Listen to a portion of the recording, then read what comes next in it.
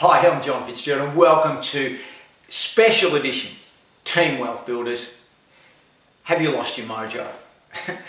I spend a lot of time going around the country talking to clients, having dinners, breakfast, all those sorts of things. A lot of people got their head down at the moment. Why? Obviously, we've all been bashed up with the GFC. And the GFC, it's been endemic right around the world. It's just amazing. But I can tell you one thing. Like the saying goes, you've got to get back up on that horse. And a great saying, you can experience pain, but you choose suffering. We need to get our mojo back. And what does this actually mean? Well, it means a lot of things. But most importantly, it means to live in your heart, not in your head. And that's why I say you can experience pain, but choose suffering. At the end of the day, a lot of us as investors, our happiness seems to be determined by the outcomes of our investment. That can't be the case.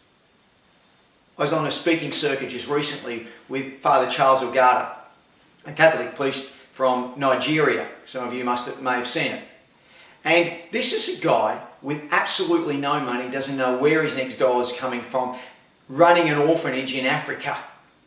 And you could imagine the stories. But the happiest person you could ever want to meet. What's the meaning of life, Father Charles? Happiness and usefulness. And we've got to remember that at all times. Not just in respect of living our lives and being examples for others, but also in respect of our own investments. Because yes, because we're real estate investors, it's cyclical. The tide goes out, the tide comes in. And as you know, the tide's now turning and it's coming back in, but it's important for us to get back on that horse, to actually get that mojo back. So my encouragement to you about getting a mojo back, sure, the happiness, the usefulness, but more importantly, let's get back on that horse. How do you get your mojo back? How do we do that? What do we do? Start getting in touch with what really matters. And what really matters first and foremost is your health and your well-being that is the beings of people around you. And when I talk about your health, get off the couch, start exercising. Get some oxygen into the brain. Eat the right foods.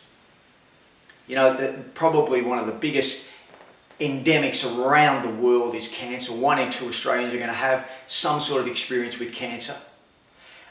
And a lot of it, and if you look at cancer curing and anything to do with it, and anyone who's had success in that area, they always point to your diet. And the fact that if we live a healthy diet, raw, alkaline foods, and we look after ourselves, then it makes a whole lot of difference. Now, I always say, sleep, diet, and exercise are the first most important fundamentals to all of us. To sleep properly, we can't have worries going on in our head. Where there is worry, there's no creativity. Where there's creativity, there's no worry. So first and foremost, how do we not have worries? We look for opportunities. We create new options and new ways for ourselves, and we work in those options. We become enthusiastic. We enjoy, we accept.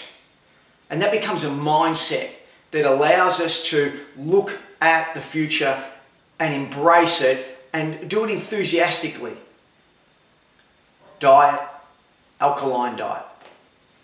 And if you're not sure about the alkaline diet, look it up on the internet, YouTube. There's so much about it. And if you make just minor changes, you'll notice the difference.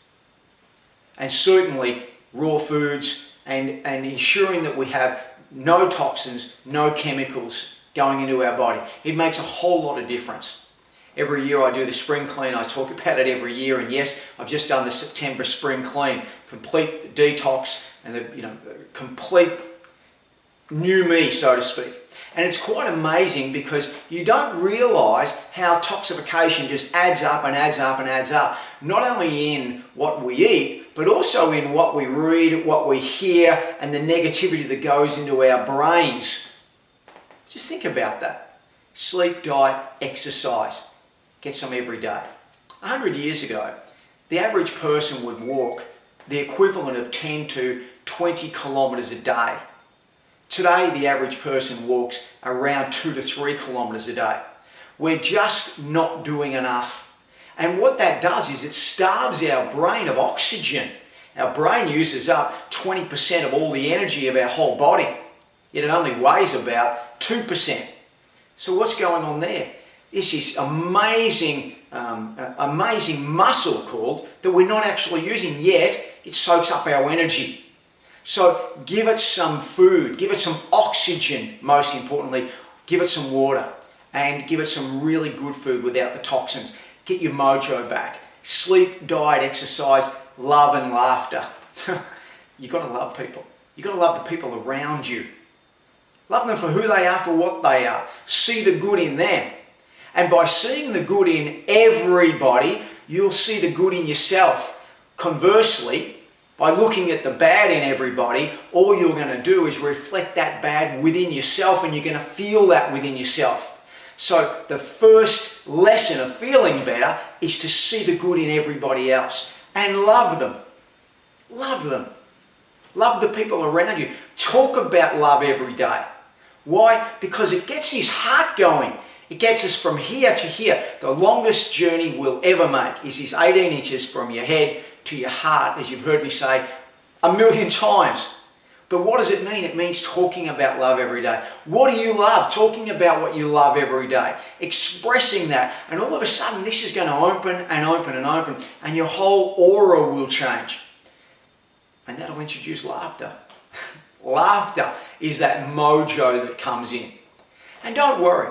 Say, oh, John, it's easy for you. You've got a lot of money. Well, a carpenter many years ago said, it's easier for a guy like John Fitzgerald to drive his Mercedes-Benz through the eye of a needle than to get his mojo back. What is he talking about?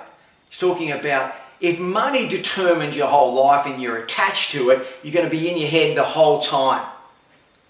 So don't try and drive your Mercedes-Benz through your eye of a needle. Get into your heart and enjoy it and be happy and live in this present moment.